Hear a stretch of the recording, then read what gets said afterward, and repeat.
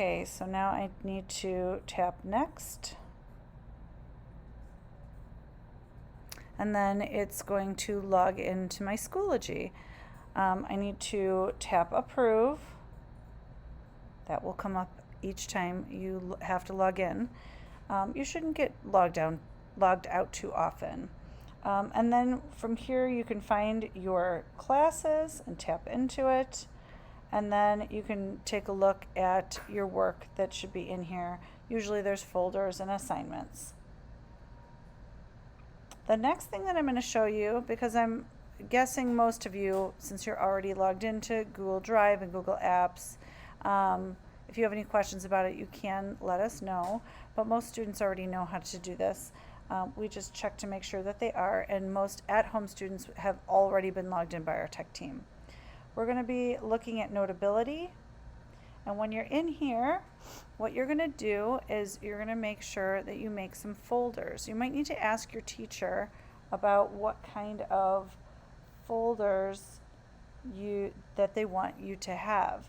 So, for example, you're going to tap the plus up here, and if you make a technology folder, most of you should already have this, but some of you might not. Maybe third graders would not. You're going to tap subject, and then you're going to put in the word technology.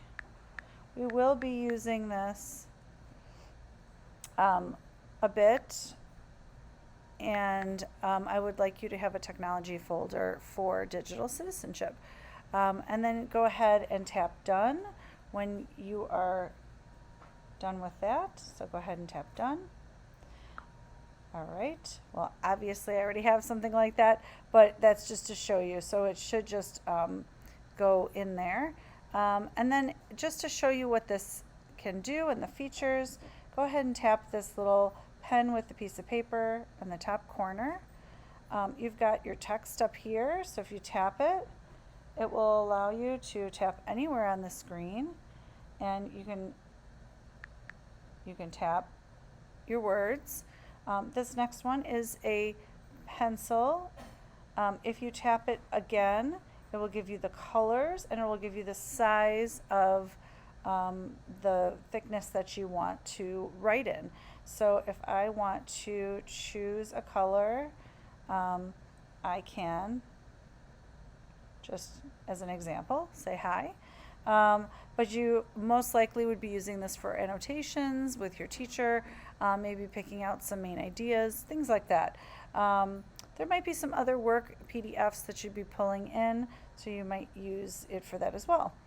Here's where you would go ahead and tap the highlight, and then when you go ahead and highlight over a word, you can see now it's highlighting that word. And if you want to use the eraser, that's the next one. I can erase what I just put on there. The cut feature just cuts something out. If you tap the hand, it moves the page up and down. And there is this microphone, so you can make notes. So it records audio and it links it with your note. So that's the basic idea of Notability. And we're going to move on from here. So after this, we want to tell you a little bit about self-service. Self-service is where we have our district app store, and apps are available in self-service. We do not download apps from the app store. Do not load personal apps or web apps on your iPads. Only install apps that your teachers tell you to. This is a space issue. That's typically what happens if we download way too many. It becomes a space issue, and we have a hard time making our projects and our final products. We are unable to do that without that space. So paid apps are in self-service. We have paid for them and put them in self-service. So I'm going to go ahead and show you what that looks like. So if you tap on self-service, and you can open it up, when a teacher tells you to download your apps, You can find them in here. You can search for them on the bottom by name, or you can go to the three dots at the top and search for them by category. So that is self-service. Please make sure that you follow the self-service rules. Then next is troubleshooting. If you have trouble with your iPad, you can double click the home button to close the app completely. We say swipe it to the sky. Go ahead and close them. That helps with some issues with the apps. Sometimes if something isn't right with the iPad, first thing to try is to restart the iPad by completely powering down and tapping the power. We like to always say to students that just like you who needs to get good sleep at night, the iPads do too. And sometimes they start to act cranky just like any of us would if we didn't have sleep. So here's where you would make sure that your iPad gets a good night's sleep, and then in the morning you can wake it up and it should act a lot better. If the iPad freezes or something is wrong with it, you can also try a hard restart where you press the home button and the power button at the same time, press them in until the apple pops up, and that's a hard restart. Some tips: completely shut down your iPad at night. Don't randomly change settings or plan accessibility. This will result in some issues where we find that students have to come and have us get them out of maybe zooming in too much or something like that. So we definitely don't want any of those played with. Updating your iOS software when new updates come out is really important. We want to make sure your iPad is always refreshed with the newest features and so that you can use them. Your lock screen. Here's where we want you to take a selfie. Go into your camera and you're going to take that selfie. We want you to put this on your lock screen. So most of you already know how to do this. If you take your picture, once you're in your photos, if you hit that action button, which looks like this, I'm going to show you something that I took today. It's a picture of myself in school. I've got a lot of these because I've been working in classes. I'm going to tap this action button at the top if I wanted to set this as my lock screen. This is just a good way for people to tell whose screen it is, and this is a good thing to practice. Then we want you to scroll down on the screen and you're going to tap use as wallpaper. So I'm going to tap that.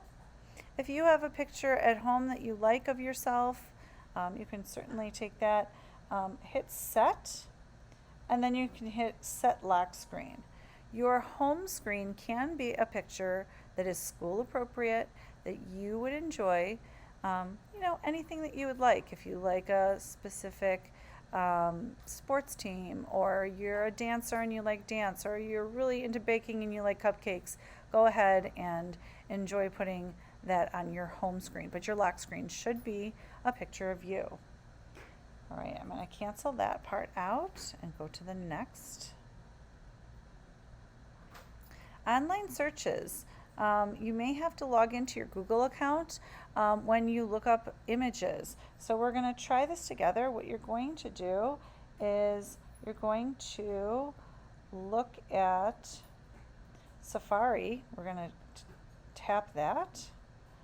Then you're going to go to the plus symbol at the top, right over here. And then you're going to tap the G. Some of you might have a rainbow G and some of you might have the blue and white G. So once you tap that, if you have the first letter of your first name up here, you are logged in. If you do not have that there, you will need to go ahead and log into Google.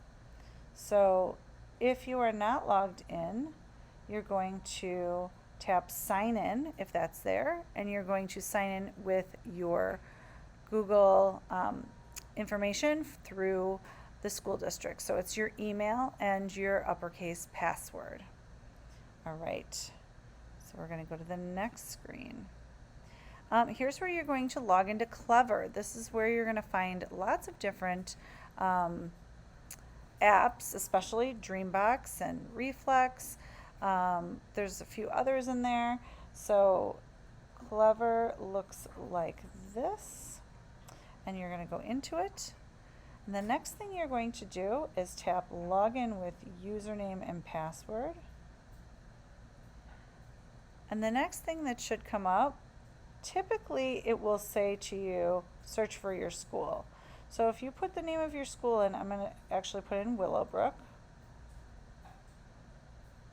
And as soon as you put in not even the whole word, it will come up, and you should tap right below there to apply it.